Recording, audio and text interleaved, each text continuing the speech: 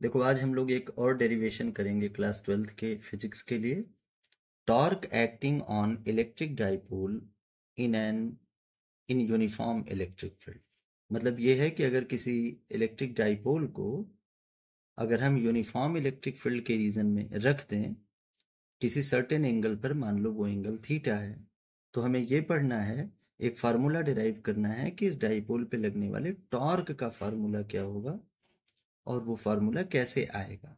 लेकिन उससे पहला सवाल ये है कि जब हम किसी डाइपोल को यूनिफॉर्म इलेक्ट्रिक फील्ड में इस तरह से रखेंगे तो टॉर्क लगेगा क्यों। सबसे पहला सवाल है कि टॉर्क लगेगा क्यों, और जब लगेगा तो फिर ये मेजर करेंगे कि कितना लगेगा। तो हमने एक डायग्राम बनाया है यहाँ आपके लिए। यूनिफॉर्म इलेक्ट्रिक फील्ड का रीजन लिया। ऐसे पैरेलल लाइनें जब हो ना तो वो यूनिफॉर्म इलेक्ट्रिक फील्ड को इंडिकेट करती हैं। तो यूनिफॉर्म इलेक्ट्रिक फील्ड हमने ले लिया जिसकी इंटेंसिटी, इलेक्ट्रिक फील्ड इंटेंसिटी ई है। यूनिफॉर्म इलेक्ट्रिक फील्ड में इंटेंसिटी हर जगह सेम रहती है। अब वहां पर किसी इलेक्ट्रिक डाइपोल ए बी को इलेक्ट्रिक फील्ड के साथ थीटा एंगल पे यहाँ रखा गया है, ध्यान दीजिए। और डाइपोल में दो इक्वल और अपोजिट चार्जेस माइनस क्यू और प्लस क्यू एक दूसरे से 2l डिस्टेंस पर सेपरेटेड है। तो जैसे ही आप डाइपोल को इलेक्ट्रिक फील्ड के अंदर रखेंगे ना, डाइपोल के ये दोनों चार्जेस टेस्ट चार्ज की तरह बिहेव करने लगेंगे। कहने का मतलब ये है कि इन दोनों पर एक फोर्स लगने लगेगा, ये दोनों एक फोर्स एक्सपीरियंस करेंगे। और पॉजिटिव चार्ज पे लगने वाला फोर्स इलेक्ट्रिक फील्ड के अलोंग होगा, और वो फोर्स कितना होता है, Q इंटू ई। आप इलेक्ट्रिक फील्ड इंटेंसिटी में आपने इस चीज को पढ़ा है। और नेगेटिव चार्ज पे जो फोर्स लगेगा ये इलेक्ट्रिक फील्ड के अपोजिट डायरेक्शन में लगेगा, और ये फोर्स माइनस क्यू इंटू ई होगा। अब ये जो दोनों फोर्सेस हैं, दोनों चार्जेस पे जो लग रहे हैं, आप ध्यान दीजिए उनके लाइन ऑफ एक्शन अलग अलग हैं। और एक चीज बहुत अच्छे से याद कर लीजिए कि अगर किसी भी बॉडी पे दो इक्वल और अपोजिट फोर्सेस अगर एक्ट करें और उनका अगर लाइन ऑफ एक्शन सेम हो तो वो कभी टॉर्क नहीं बनाते, वो दोनों एक दूसरे से कैंसिल आउट हो जाते हैं। लेकिन यहाँ पर इसका लाइन ऑफ एक्शन इधर है, इसका लाइन ऑफ एक्शन इधर है, तो दोनों की लाइन ऑफ एक्शन सेम नहीं है, मतलब सेम लाइन के अलोंग नहीं है, इसलिए ये कैंसिल आउट नहीं होंगे और ये एक टॉर्क बना लेंगे। अब जब टॉर्क बना लेंगे तो इस टॉर्क की वजह से ये डाइपोल, इलेक्ट्रिक फील्ड टॉर्क का काम क्या है, घुमाना, रोटेट करना, हमेशा टर्निंग इफेक्ट क्रिएट करता है। तो इस टॉर्क की वजह से ये डाइपोल इलेक्ट्रिक फील्ड में रोटेट करेगा, इस तरह से ऐसे रोटेट करेगा। तो अब हम देखेंगे कि इसका टॉर्क, इस पे टॉर्क कितना लग रहा है, कैसे कैलकुलेट करेंगे। तो टॉर्क का जनरल फार्मूला है, टॉर्क को टाउ से डिनोट करते हैं, फोर्स इनटू दोनों फोर्स के बीच का परपेंडिकुलर डिस्टेंस। जो दोनों फोर्स का लाइन ऑफ एक्शन है ना, उसके बीच का परपेंडिकुलर डिस्टेंस, ये होता है फार्मूला। अब टाउ फोर्स, तो दोनों फोर्सेस देख रहे हैं क्यू ई और माइनस क्यू ई है, तो हमें यहाँ फोर्स का मैग्नीट्यूड लिखना है। ये तो फोर्स का डायरेक्शन है ना, इलेक्ट्रिक फील्ड के अलोंग पॉजिटिव और नेगेटिव इलेक्ट्रिक फील्ड के अपोजिट डायरेक्शन में। तो हमें इस फोर्स का मैग्नीट्यूड यहाँ लिखना है क्यू ई। और परपेंडिकुलर डिस्टेंस कितना होगा। अब ध्यान दीजिए दोनों फोर्स का लाइन ऑफ एक्शन, इसके लिए नीचे एक डायग्राम बनाया है, ध्यान दीजिए। ये एक डाइपोल है जो रखा हुआ है, इलेक्ट्रिक फील्ड का डायरेक्शन ये है ना। अब पॉजिटिव चार्ज पे फोर्स इधर लग रहा है, नेगेटिव चार्ज पे फोर्स इधर लग रहा है, तो दोनों फोर्सेस के बीच का परपेंडिकुलर डिस्टेंस इस लाइन से इंडिकेट किया जा सकता है।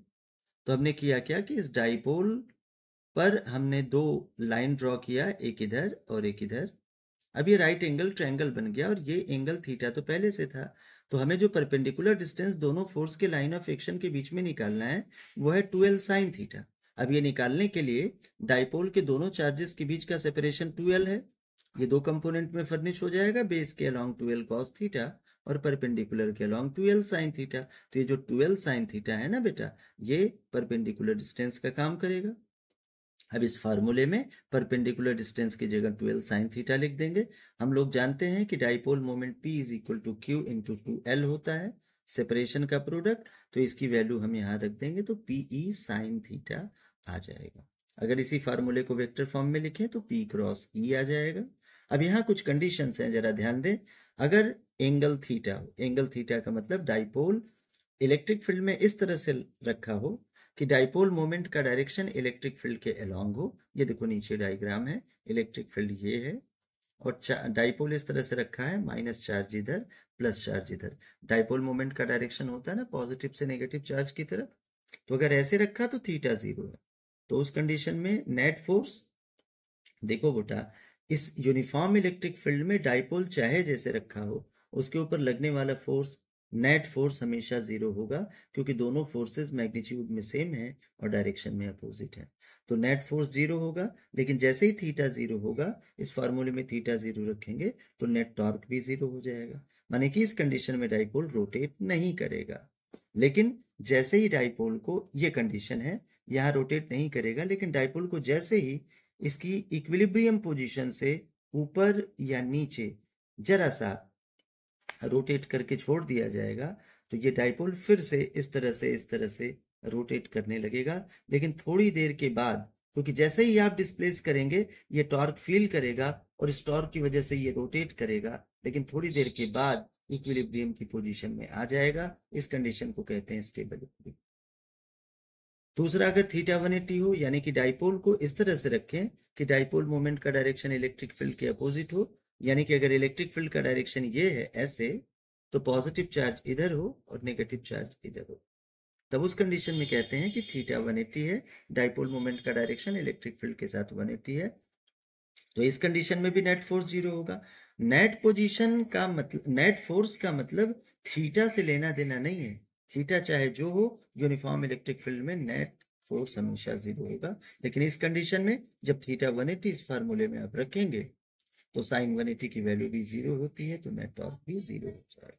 लेकिन इस कंडीशन में डाइपोल को जरा सा मीन पोजीशन से डिस्प्लेस करके अगर आप छोड़ेंगे, तो डाइपोल पे टॉर्क लगेगा और ये टॉर्क डाइपोल को उल्टा रोटेट करके छोड़ देगा। मतलब वो डाइपोल फिर से अपनी इनिशियल पोजीशन में नहीं आएगा, डाइपोल उल्टा घूम जाएगा। इस कंडीशन को कहते हैं अनस्टेबल इक्विलिब्रियम। ये जो दूसरी वाली कंडीशन है, ये अनस्टेबल इक्विलिब्रियम के लिए है। और अगर थीटा 90 हो, तो थीटा 90 रखने पे साइन की वैल्यू 1 आ जाएगी, और 1 साइन की मैक्सिमम वैल्यू होती है, जिसकी वजह से टॉर्क पीई मैक्सिमम हो जाएगा। Thank you.